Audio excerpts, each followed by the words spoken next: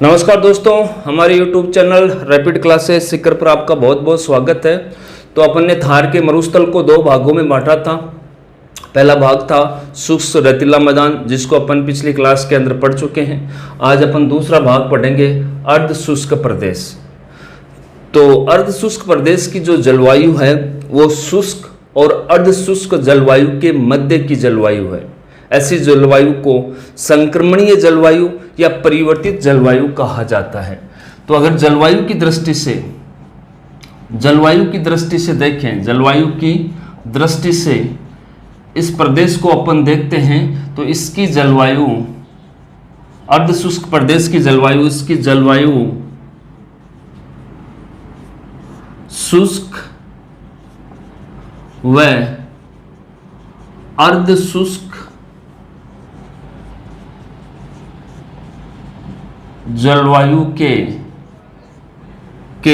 मध्य की होती है, इसलिए इस प्रदेश की इस प्रदेश की जलवायु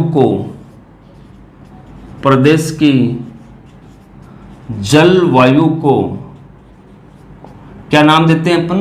संक्रमणीय जलवायु या परिवर्तित जलवायु कहा जाता है। संक्रमणीय या परिवर्तित जलवायु कहा जाता है। तो ये आपको ध्यान रखना है। अगर जलवायु दृष्टि से इस प्रदेश को अपन अर्ध शुष्क प्रदेश को देखें तो इस अर्ध शुष्क प्रदेश की जो जलवायु है वो बीच की है। एक तो शुष्क प्रदेश की और एक अर्ध शुष्क प्रदेश के बीच की जलवायु है। तो इस प्रकार की जलवायु को अपन संक्रमणीय जलवायु या परिवर्तित जलवायु कहा जाता है। तो ये पॉइंट आपको ध्यान में रखना है। आगे अपन पॉइंट ये देखते हैं कि अर्ध शुष्क प्रदेश है, इसको कितने भागों के अंदर वर्गीकृत किया गया है। तो अर्ध शुष्क प्रदेश जो है वो 4 भागों के अंदर वर्गीकृत किया गया है। इसे 4 भागों में वर्गीकृत किया जाता है, वर्गीकृत किया गया है।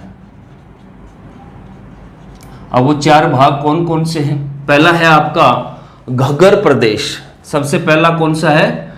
घग्गर प्रदेश। दूसरा शेखावाटी प्रदेश, या इसको अपन दूसरा नाम भी बोलते हैं बांगर प्रदेश भी बोला जाता है। तीसरा आपका जो है वो है नागौरी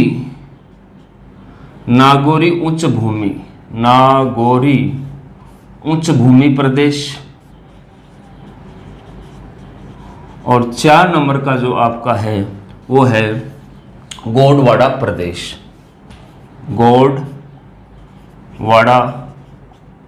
प्रदेश। तो इस प्रदेश को, अर्थात अर्ध शुष्क प्रदेश को 4 भागों के अंदर गोंडवाड़ प्रदेश, इस प्रदेश को 4 भागों के अंदर वर्गीकृत किया गया है। पहला आपका घग्गर प्रदेश, इसको भी अपन सविस्तार से पढ़ेंगे, सबको अपन विस्तार से पढ़ेंगे, इनके बारे में चर्चा करेंगे। दूसरा शेखावाटी प्रदेश, जिसे बांगर प्रदेश के नाम से भी जाना जाता है। नागौरी उच्च भूमि प्रदेश और गोंडवाड़ प्रदेश, इनके अंदर वर्गीकृत किया गया है। अपन सबसे पहला प्रदेश पढ़ते हैं जिसको बोलते हैं घग्गर प्रदेश। घग्गर प्रदेश के लिए पहला क्वेश्चन ये आता है कि इस घग्गर प्रदेश के अंदर कौन कौन से जिलों के अंदर व्याप्त है। तो याद रखिए, घग्गर प्रदेश कौन कौन से जिले आते हैं इसके अंदर? हनुमानगढ़ व गंगानगर जिले जो हैं वो घग्गर प्रदेश के अंदर काउंट किए जाते हैं। हनुमानगढ़ व गंगानगर जिले जो है वो घग्गर प्रदेश के अंदर आप जो है काउंट किए जाते हैं।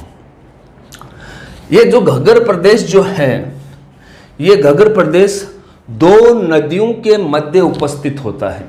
इस घग्गर प्रदेश जिसको बोलते हैं, ये दो नदियों के मध्य उपस्थित होता है। दो नदियां कौन कौन सी हैं? सतलज नदी और घग्गर नदी के मध्य का जो क्षेत्र है उसको अपन बोलते हैं घग्गर प्रदेश। तो आपसे पूछा जाए कि घग्गर प्रदेश किन दो नदियों के मध्य का प्रदेश है, तो आपको आंसर देना पड़ेगा कि सतलज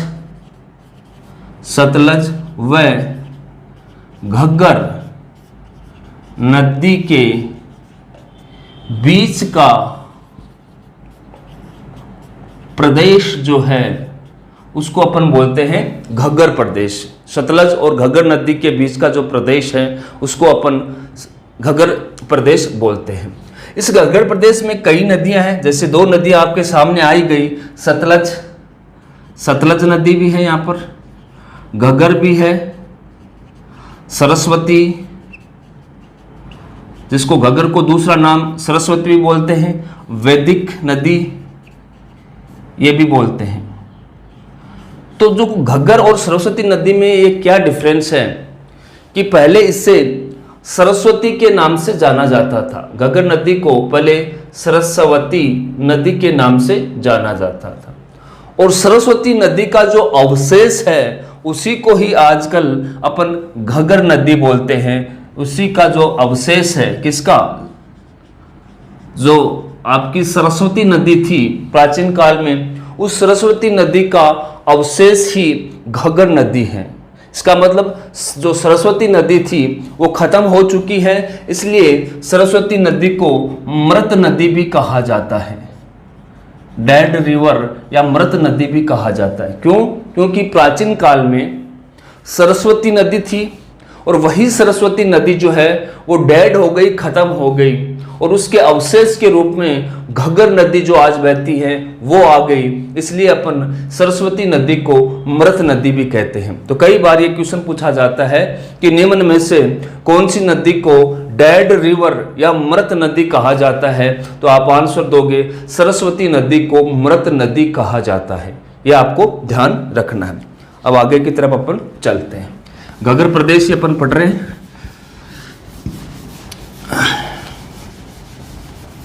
घग्गर प्रदेश, यही इसके बारे में अपन आगे की तरफ चल रहे हैं। घग्गर प्रदेश जो आपका सबसे पहला अर्ध शुष्क प्रदेश जो है वो घग्गर प्रदेश है। अब आप सरस्वती नदी जो प्राचीन काल में थी वही नदी आज घग्गर नदी है, तो थोड़ा घग्गर नदी के बारे में अपन जान लेते हैं। ये जो घग्गर नदी है, ये नदी जो है वो हिमाचल प्रदेश से कालका जो स्थान है, कालका स्थान जो है वो कहाँ है? हिमाचल प्रदेश। एचपी का मतलब हिमाचल प्रदेश। तो वहां की जो शिवालिक पहाड़ियां हैं कालका के अंदर, कालका हिमाचल प्रदेश के अंदर जो शिवालिक पहाड़ियां हैं, उन शिवालिक पहाड़ियों से शिवालिक की बोलते हैं, शिवालिक की पहाड़ियां होती हैं, उन शिवालिक की पहाड़ियों से ये नदी निकलती हैं और वहां से ये नदी निकलकर हनुमानगढ़ में प्रवेश करती हैं। कहां पर प्रवेश करती हैं? हनुमानगढ़। हनुमानगढ़ जो जिला है वहां पर ये प्रवेश करती हैं। और क्वेश्चन ये भी आता है कि हनुमानगढ़ जिले के अंदर कौन से स्थान पर प्रवेश करती हैं, तो उस स्थान का भी नाम याद रखना है आपको, टिब्बी नामक स्थान पर। टिब्बी नामक स्थान पर, टिब्बी नामक स्थान पर। तो आपको सबसे पहले ये याद रखना है कि घग्गर नदी जो है उसकी उत्पत्ति कहाँ से होती है।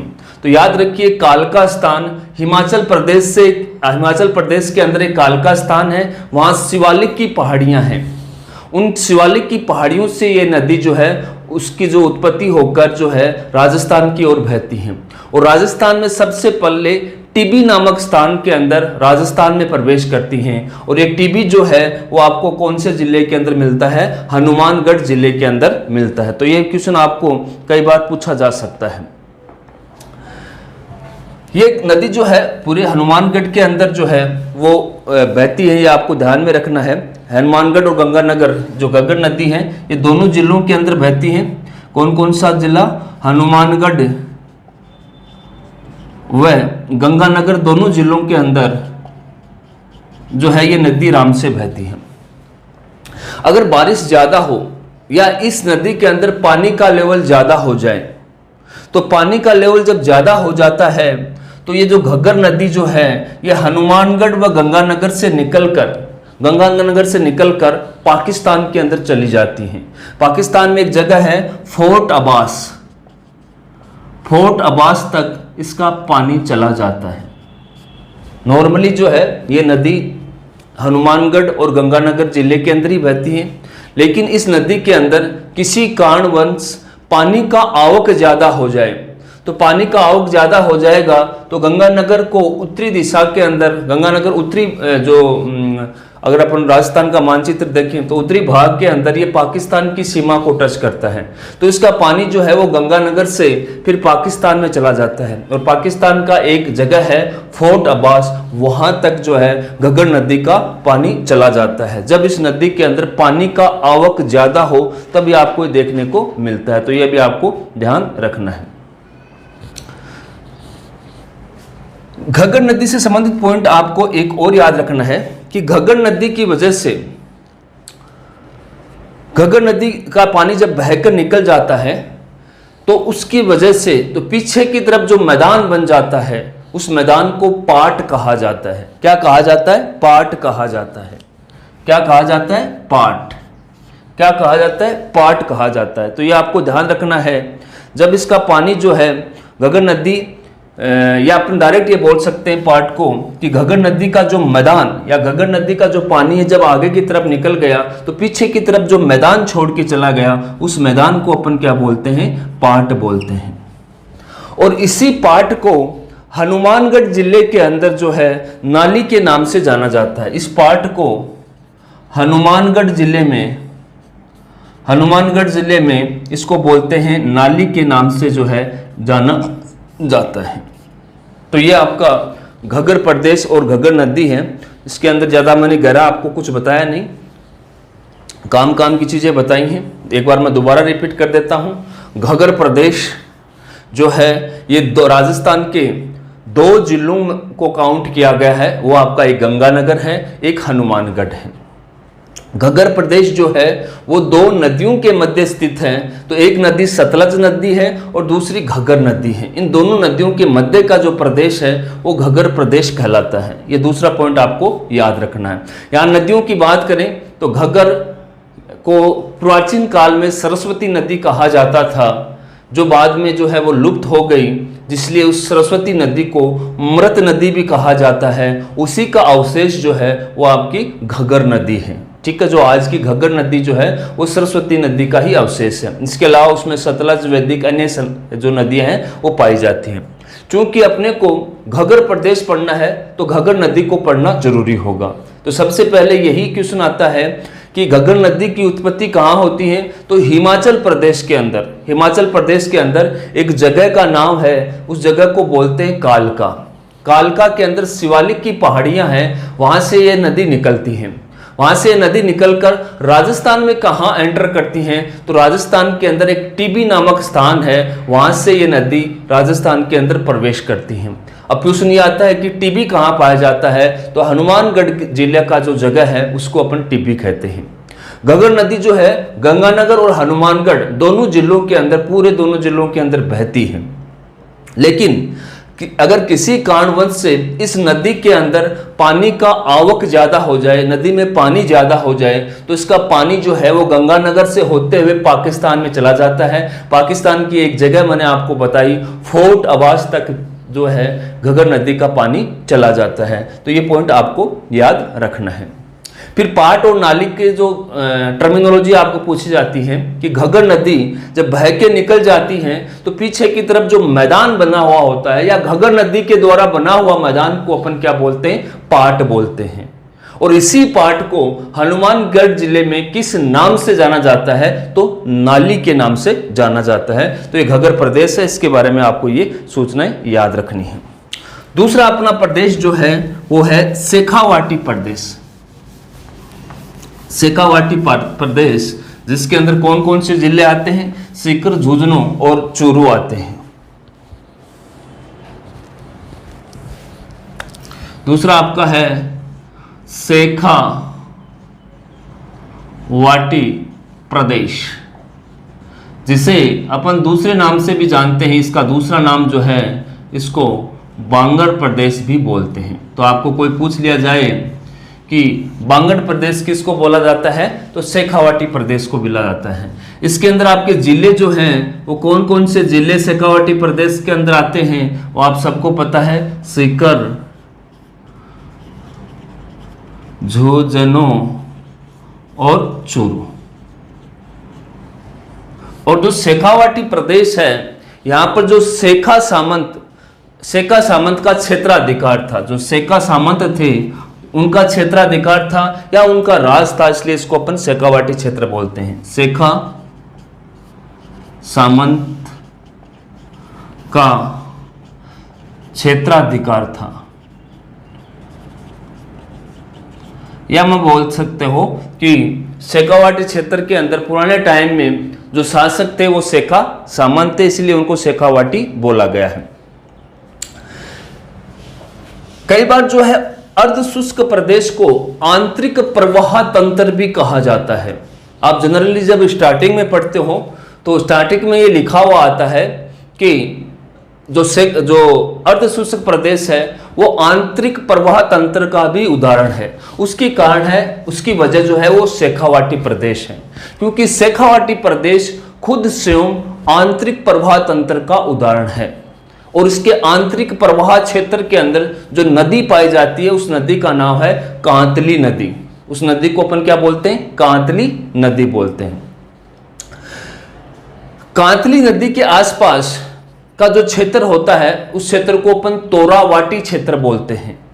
और तोरावाटी क्षेत्र के अंदर जो भाषा बोली जाती है उसको तोरावाटी भाषा बोलते हैं। और मुख्यतः सीकर और झुंझुनू के अंदर जो भाषा बोली जाती है उसको तोरावाटी भाषा ही कहा जाता है।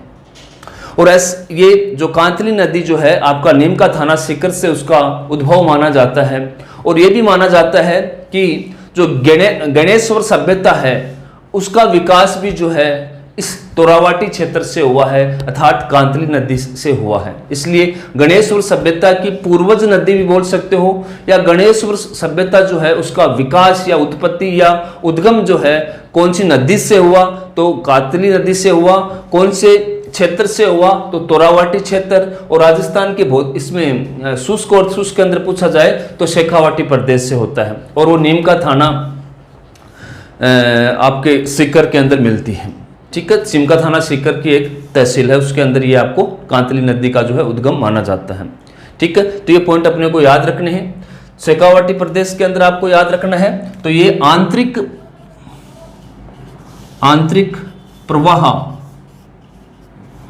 प्रवाह तंत्र का उदाहरण है, का एग्जाम्पल है। आंतरिक प्रवाह तंत्र का एग्जाम्पल है।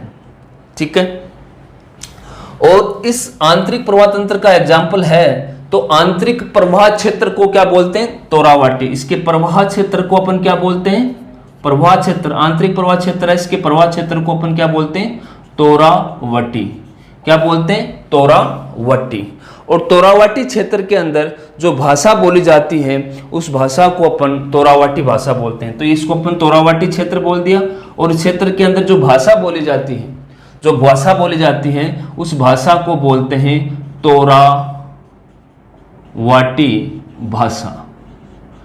क्वेश्चन ये भी आता है कि तोरावाटी भाषा शेखावाटी के इन जिलों में से कौन से जिलों के अंदर जो है वो सबसे ज्यादा बोली जाती हैं? तो आप ध्यान रखिए, तोरावाटी भाषा सीकर और झुंझुनू में।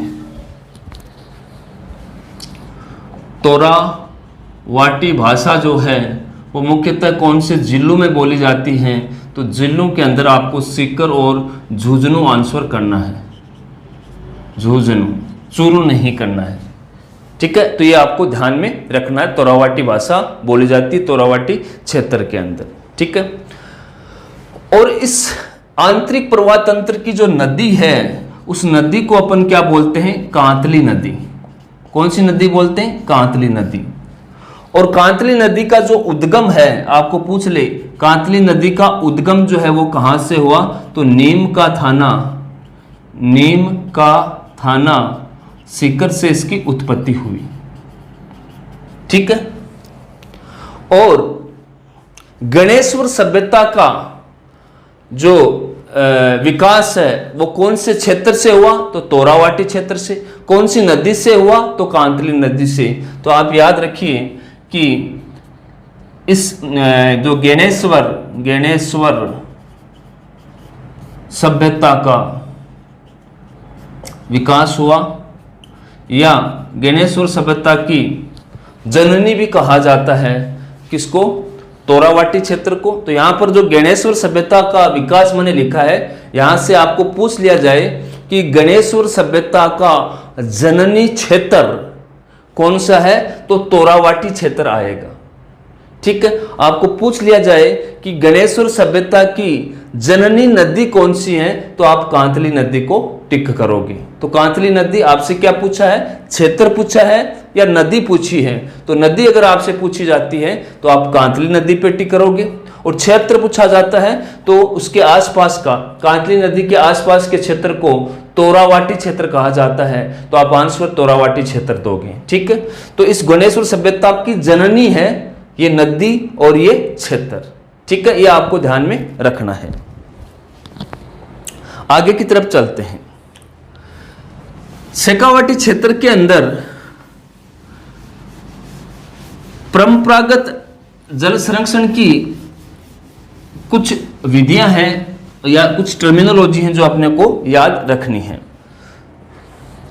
परंपरागत जल संरक्षण के अंदर परंपरागत जल संरक्षण जो है इसके लिए कुछ टर्मिनोलॉजी है या कुछ विधियां हैं जो अपने को याद रखनी है। पहला आपका है जोहड़। शेखावाटी के अंदर जोहड़ वर्ड जो है वो बहुत ज़्यादा आता है।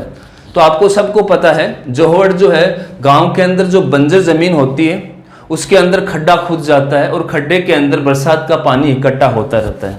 और डेली आपको न्यूज़पेपर के अंदर मिलता भी होगा कि जोहड़ में डूबकर उस गांव में 1 आदमी मर गया, 2 आदमी मर गया। तो ये कुआं है, कैसा है? कच्चा कुआं है, कच्चा कुआं। कच्चा कुआं जो है वो खुद जो है मिट्टी का बना हुआ होता है।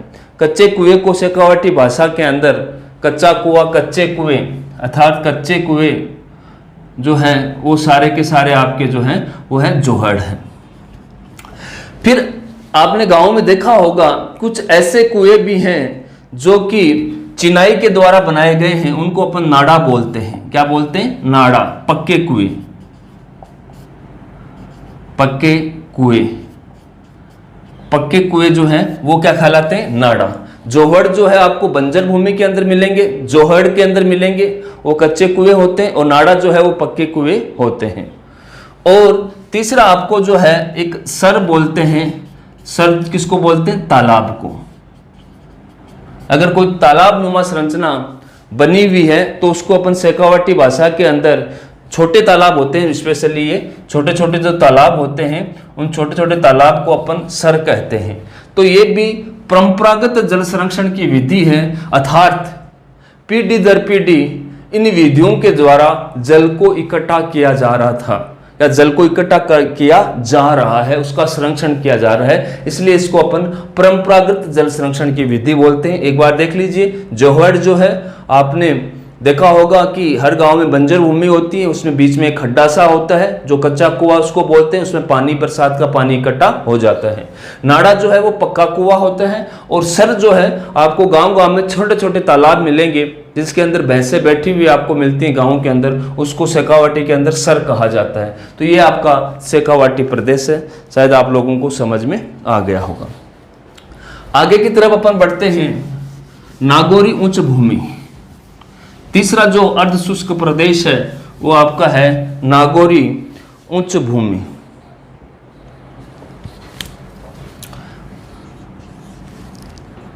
नागौरी उच्च भूमि। नागौरी उच्च भूमि के अंदर मुख्य जिले की बात करें तो मुख्य जिला जो है नाम से ही पता चल रहा है नागौर आएगा। मुख्य जिला जो है वो आपका कौन सा है? नागौर है। नागौरी उच्च भूमि के अंदर नागौर है। लेकिन अगर बीकानेर तक जो है ये नागौरी उच्च भूमि जो है वो आपको देखने को मिलती है। तो आपको अगर नागौर और बीकानेर दिया हुआ है तो दोनों पे टिक करना है, लेकिन मुख्य जिला अगर आपसे पूछा जाए तो नागौर के अंदर नागौरी उच्च भूमि जो है आपको देखने को मिलती है, जो अर्ध शुष्क प्रदेश का एक टाइप है, एक प्रकार है। इसके अंदर ही आपको एक मकराना श्रेणी मिलती है। मकराना श्रेणी, तो मकराना श्रेणी जो है नागौरी उच्च भूमि के अंदर ही आपको मकराना श्रेणी मिलती है। और मकराना श्रेणी जो है वो संगमरमर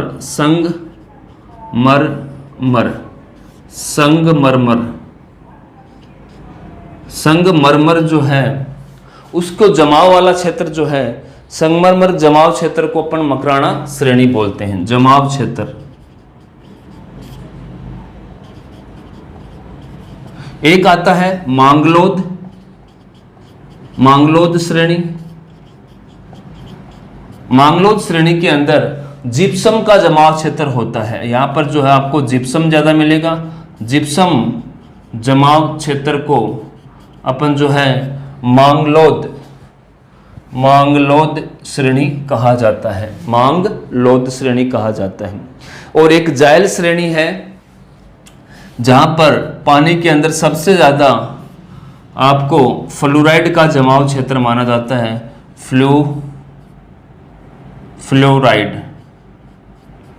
फ्लोराइड जो है जमाव क्षेत्र है जहां पर सबसे ज्यादा आपको फ्लोराइड जमा हुआ पाया जाता है। तो नागौरी उच्च भूमि के अंदर ये आपको 3 श्रेणियां मुख्यतः मिलेंगी। कहीं कहीं पर आपको संगमरमर जमाव क्षेत्र मिलेगा जो कि मकराना श्रेणी के अंदर आता है, कहीं जिप्सम का जमाव मिलेगा जो मांगलोद श्रेणी के अंदर आता है, और किसी किसी जगह पर आपको जो है फ्लोराइड जमाव क्षेत्र मिलेगा जिसको अपन जायल श्रेणी के अंदर जो है काउंट करते हैं।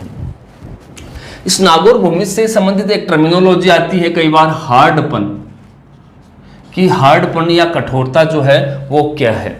तो ये आपको मिलेगी नागौर से बीकानेर के बीच के, नागौर से हार्डपन जो है नागौर से बीकानेर का बीच का जो क्षेत्र है उसमें जिप्सम का जमाव है, और जिप्सम के जमाव की वजह से जो भूमि का जो तल है या नीचे का है वो कठोर होता है, हार्डपन जिसको बोलते हैं। तो नागौर से ये आपको कौन से जिलों के मध्य मिलेगी? नागौर से बीकानेर के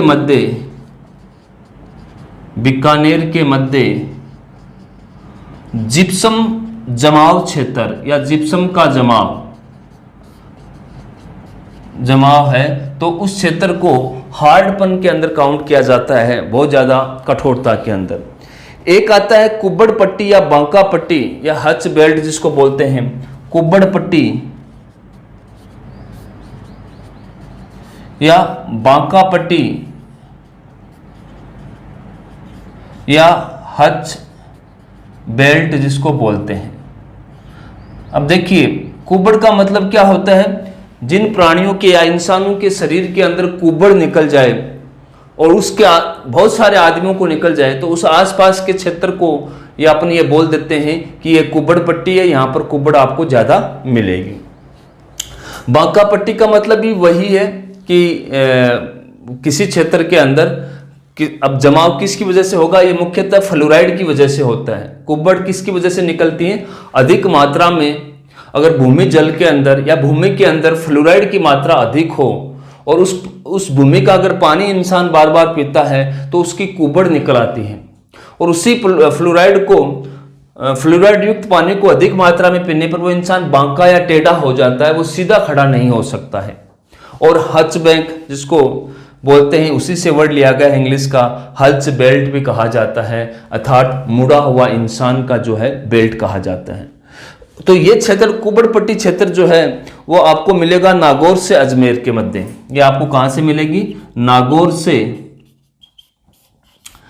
अजमेर के मध्य आप जाओगे तो उसके मध्य आपको फ्लोराइड जमाव क्षेत्र, फ्लोराइड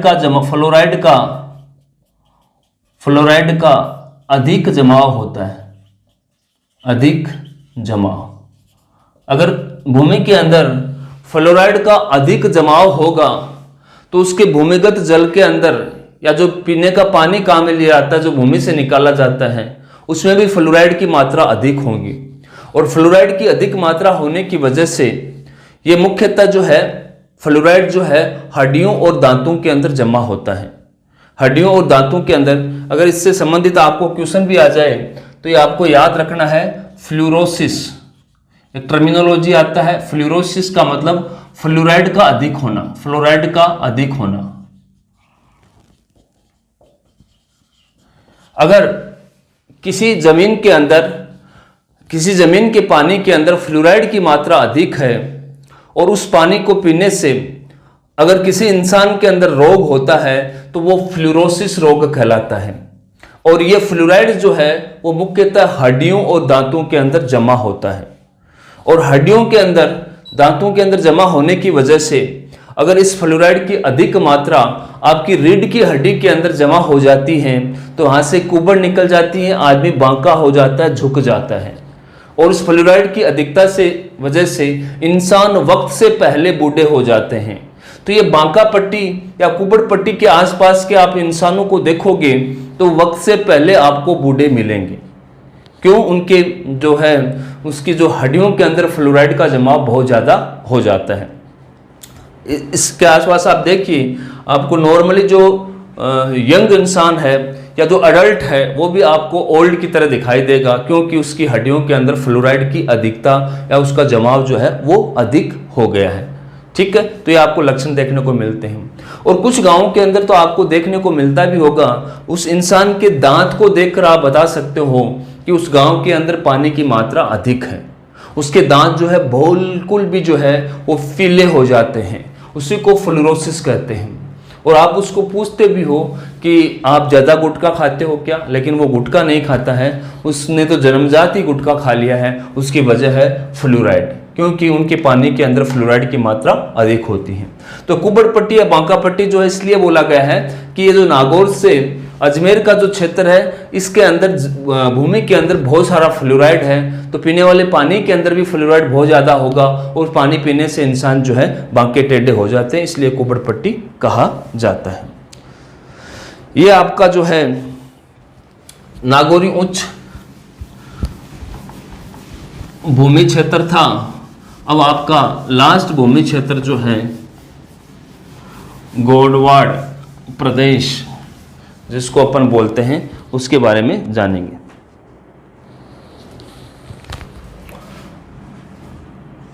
गोडवाड़ प्रदेश, तो सबसे पहले इन प्रदेश के अपन जिले की बात करें तो कौन कौन से जिले आते हैं? एक जालोर आता है, इसमें पाली आता है, जोधपुर आता है और बाड़मेर जिला जो है इस गोडवाड़ प्रदेश के अंदर आते हैं। तो ये आपको ध्यान रखना है, जालोर, पाली, जोधपुर, बाड़मेर गोडवाड़ प्रदेश के अंदर आते हैं। या वैसे आपको पूछ लिया जाए कि शुष्क रेतीला मैदान है या अर्ध शुष्क है, तो आप आंसर करोगे अर्ध शुष्क। फिर यहाँ गोडवाड़ प्रदेश के अंदर जो भाषा बोली जाती है उस भाषा की बात की जाए तो उस भाषा को इसी प्रदेश के नाम पर गोडवाड़ी भाषा कहा जाता है। जो भाषा बोली जाती है वो गोडवाड़ी भाषा बोली जाती है। जैसे मैंने शेखावाटी के अंदर आपको बताया था कि तोरावाटी भाषा मुख्यतः सीकर और झुंझुनू के अंदर पाई जाती है, चूरू के अंदर नहीं पाई जाती है। तो ये मुख्यतः जो गोडवाड़ी भाषा जो है वो इन दो जिलों के अंदर मुख्यतः बोली जाती हैं। वो जिले कौन कौन से हैं? जालोर और पाली।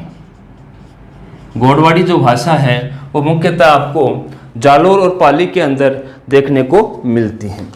और इस क्षेत्र के अंदर जो है गौड़ जाति जो है, गौड़ जाति का निवास था, जाति का निवास था, इसीलिए इसको अपन ने जो है गोडवाड़ा प्रदेश कहा है।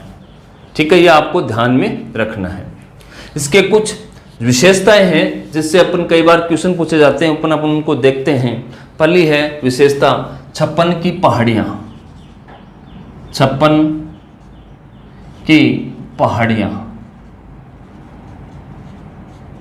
इस प्रदेश की मुख्यतः है विशेषता है 56 की पहाड़ियां। 56 की पहाड़ियां सुनिए, सिवाना से बालोतरा। सिवाना ये भी बाड़मेर में है। कौन से जिले में है? बाड़मेर में है। और उससे बालोतरा, बालोतरा भी आपको कौन से जिले में है? बाड़मेर में है। तो ये दो जगह बताई है बाड़मेर में कि सिवाना और बालोतरा के मध्य 56 गुंबद के आकार की जो पहाड़ियां पाई जाती हैं उसे ही 56 की पहाड़ियां कहा जाता है। तो सिवाना से बालोतरा के मध्य जो है 56 गुंबद के आकार की, गुंबद के आकार की पहाड़ियां पाई जाती हैं, पहाड़ियां पाई जाती हैं। और इन्हीं पहाड़ियों को 56 है और गुंबद के आकार की हैं, और इन्हीं पहाड़ियों को जो है अपन क्या बोलते हैं? 56 की पहाड़ियां बोलते हैं। तो ये गोंडवाना प्रदेश की एक मुख्य विशेषता है 56 की पहाड़ियां। तो ये आपको ध्यान में रखना है। अब इसको मैं थोड़ा मिटा देता हूं ताकि अपन गोंडवाना प्रदेश में आगे की तरफ चलें। तो आपसे पूछ लिया जाए 56 की पहाड़ियां कौन से जिले में पाई जाती हैं, तो जिला आपका बाड़मेर आएगा। कौन कौन सी जगह से पाई जाती हैं, तो सिवाना से बालोतरा के मध्य जो गुंबद के आकार की 56 जो पहाड़ियां हैं उसे अपन 56 की पहाड़ियां कहते हैं। ये जो अपन 56 की पहाड़ियों की बात की है, 56 की पहाड़ियां, इस 56 की पहाड़ियों में बालोतरा के पास ही एक नाकोड़ा पर्वत पाया जाता है। नाकोड़ा पर्वत जो है वो पाया जाता है। तो ये आपको ध्यान में रखना है कि नाकोड़ा पर्वत जो है वो कहां पर पाया जाता है? 56 की पहाड़ियों के अंदर। तो 56 की पहाड़ियों के अंदर कौन सा पर्वत पाया जाता है? नाकोड़ा पर्वत। कौन सा पर्वत पाया जाता है? नाकोड़ा पर्वत। और आपसे पूछ ले कि सिवाना और बालोतरा में किसके नजदीक पाया जाता है, तो बालोतरा के नजदीक, बालोतरा जो जगह है के नजदीक। दोबारा सुनिए, 56 की पहाड़ियों में बालोतरा के नजदीक जो एक पर्वत पाया जाता है उस पर्वत को नाकोड़ा पर्वत कहते हैं। और इसी नाकोड़ा पर्वत पर एक जगह है जिसको बोलते हैं मेवानगर। मेवानगर, इस मेवानगर पर नाकोड़ा भैरव का मंदिर है। भैरव नाकोड़ा मंदिर या नाकोड़ा भैरव का मंदिर है। यहां पर नाकोड़ा भैरव का मंदिर है। और यह मंदिर जो है वो कौन से धर्म को समर्पित है, तो जैन धर्म को जो है ये जो है मंदिर जो है वो समर्पित है। और जैन धर्म के 23वें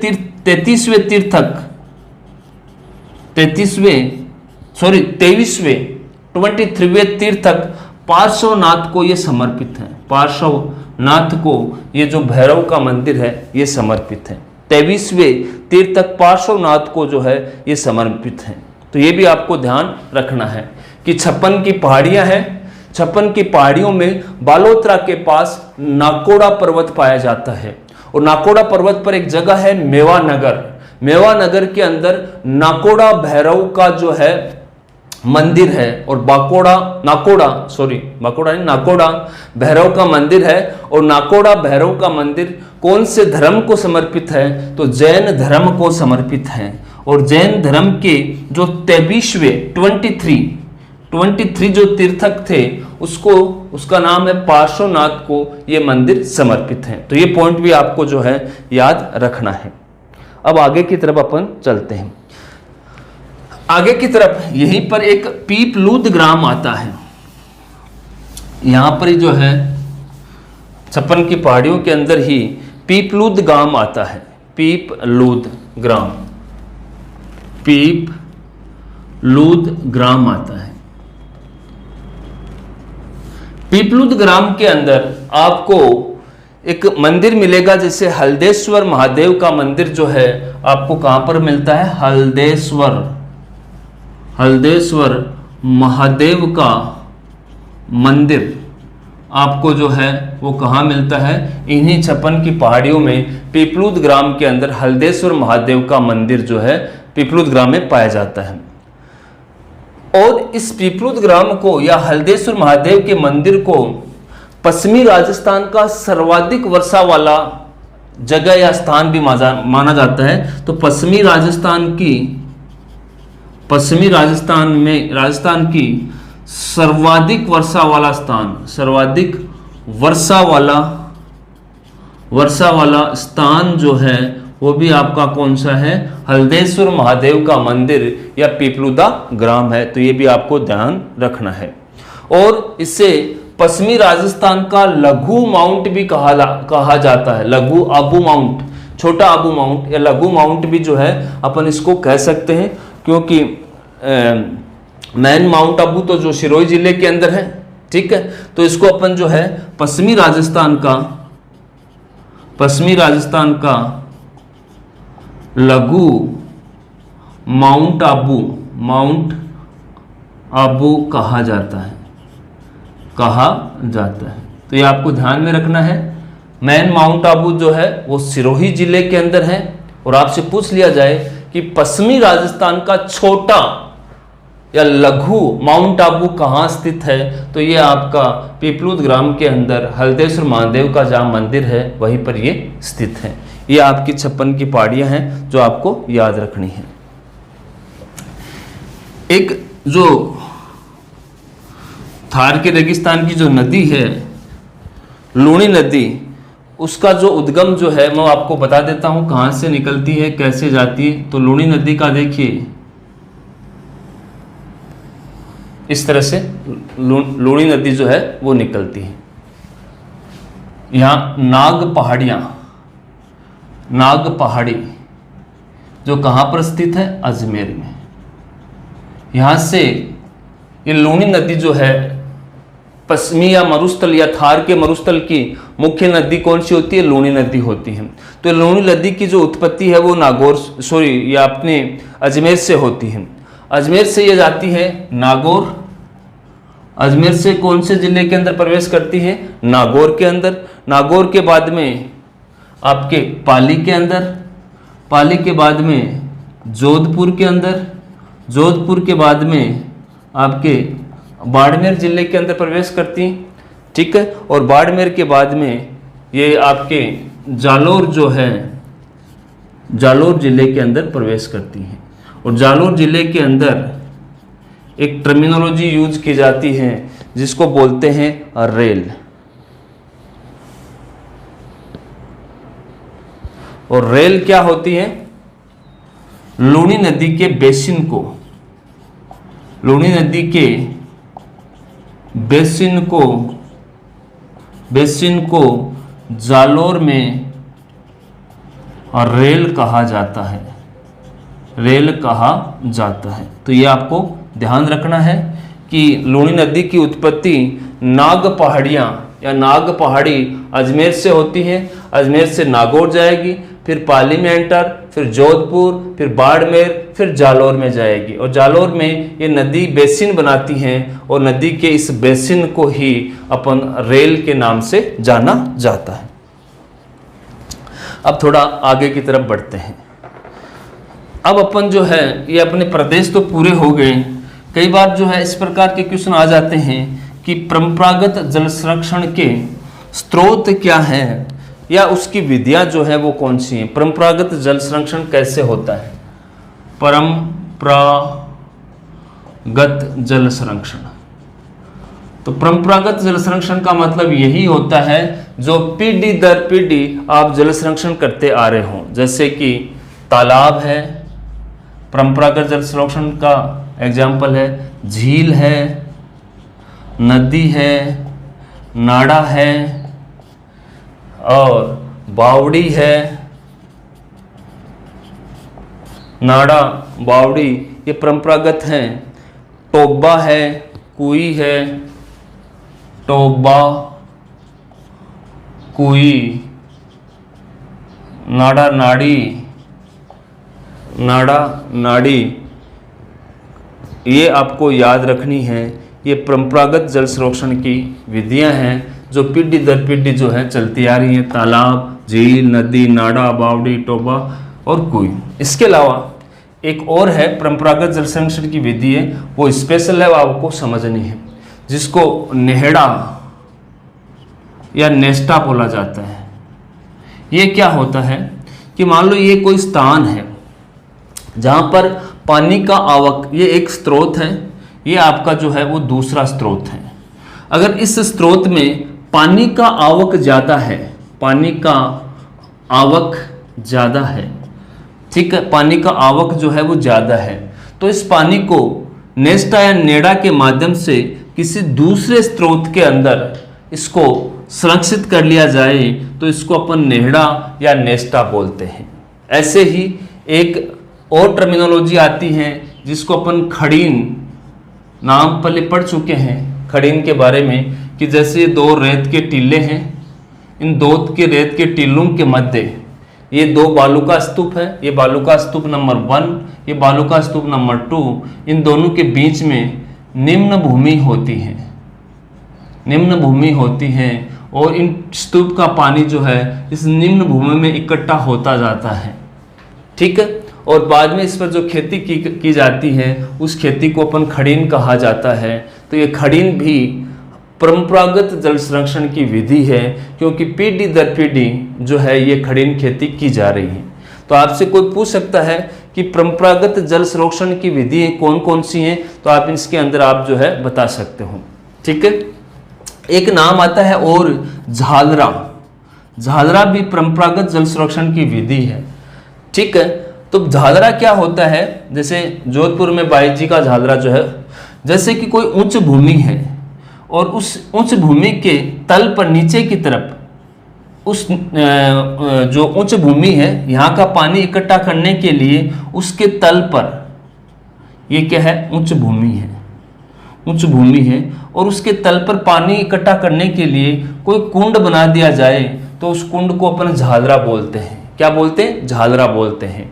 तो ये जल संरक्षण की परंपरागत विधि है। कौन कौन सी विधि है? तालाब बना लो, झील बना लो, नदी बना लो, नाड़ा बना लो, नाड़ी बना लो, बावड़ी बना लो, टोबा बना लो, कुई बना लो। झालरा का मतलब किसी उच्च भूमि है और वहां का पानी आप नीचे तल में इकट्ठा कर सकते हो तो वहां पर कुंड बना लो। नेड़ा नेस्टा का मतलब कहीं पानी का आवक ज्यादा है उसको आप किसी दूसरे स्रोत के अंदर संग्रहित कर लो। नेड़ा नेस्टा खड़ीन दो बालू का स्तंभ के बीच में जो निम्न भूमि है उसके अंदर पानी इकट्ठा कर आप खेती कर लो। तो ये परंपरागत जल संरक्षण की विधियां हैं या जो पीढ़ी दर पीढ़ी चलती जा रही है। तो ये आपको पॉइंट जो है वो ध्यान रखना है। अब देखिए कई बार ये भी पूछा जाता है कि ग्रेनाइट पर्वत जो है वो कहाँ पाए जाते हैं। ग्रेनाइट पर्वत जो है वो कौन से जिले में पाए जाते हैं? तो आपको याद रखिए ग्रेनाइट के पर्वत जो हैं वो कौन से जिले में पाए जाते हैं? तो आपको याद रखना है जालौर। तो ये क्वेश्चन भी आपको याद रखना है। ग्रेनाइट के पर्वत जो है आपको कहाँ मिलते हैं? जालौर के अंदर मिलते हैं। एक आता है डोरा पर्वत। ये डोरा पर्वत कहाँ है? तो ये भी आपको जिला पूछे तो जालौर जिला के अंदर आपको डोरा पर्वत मिलता है। डोरा पर्वत क्या होता है कि जालौर के अंदर जो है जो जसवंतपुर की जो पहाड़ियां हैं उसमें सबसे ऊंची चोटी को जालौर के अंदर जसवंतपुर की पहाड़ियों में सबसे ऊंची चोटी या सबसे ऊंची जो पहाड़ी है उसको डोरा पर्वत कहा जाता है। तो डोरा पर्वत में पूछा जाए तो जिला जालौर, और जिला जालौर में भी क्या जसवंतपुरा के अंदर की जो पहाड़ियां हैं उसमें जो सबसे ऊंची चोटी है उसको अपन बोलते हैं, क्या बोलते हैं? डोरा पर्वत। और इसकी ऊंचाई की बात की जाए तो इसकी ऊंचाई जो है 869 मीटर होती है। 869 मीटर होती हैं, जो पश्चिमी राजस्थान की सबसे ऊंची चोटी है। ये पश्चिमी राजस्थान की, वैसे तो सबसे उच्चतम गुरु शिखर है, लेकिन पश्चिमी राजस्थान की सबसे ऊंची चोटी है। अगर पश्चिमी राजस्थान की बात करें, राजस्थान की बात नहीं करें, राजस्थान की करेंगे तो गुरु शिखर आपको आंसर करना पड़ेगा। पश्चिमी राजस्थान की सबसे ऊंची चोटी जो है वो आपकी डोरा पर्वत है और जालौर जिले में है। जसवंतपुर की जो पहाड़ियां हैं उसके बीच में पाई जाती है, उसकी ऊंचाई 869 मीटर है। तो ये आपको ध्यान में रखना है। तो आज के लिए अपन इतना ही। अपना जो थार का मरुस्थल जो है आज यहीं पर कंप्लीट होता है। कल की क्लास के अंदर अपन जो है दूसरा भौतिक प्रदेश अरावली की तरफ बढ़ेंगे। अभी के लिए इतना ही, धन्यवाद। फिर मिलते हैं अपन नेक्स्ट क्लास में।